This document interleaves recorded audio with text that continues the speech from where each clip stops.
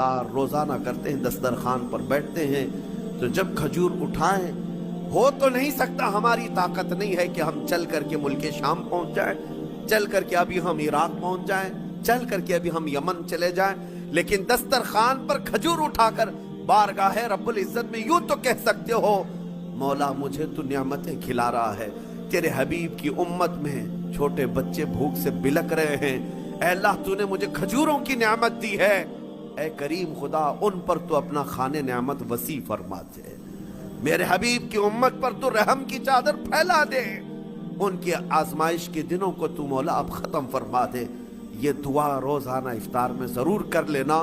اس لیے میں کہہ رہا ہوں کہ اگر تمہارے دل میں احساس بھی پیدا ہوا، قیامت کے دن یہ نیت بھی دیکھی جائے گی کہ یہ چل کر کے تو نہیں گیا، لیکن ان کے درد کا درد یہ یہاں بیٹھ کر کے بھی محسوس کرتا تھا، اس کی بھی بخشش کی جائے گی۔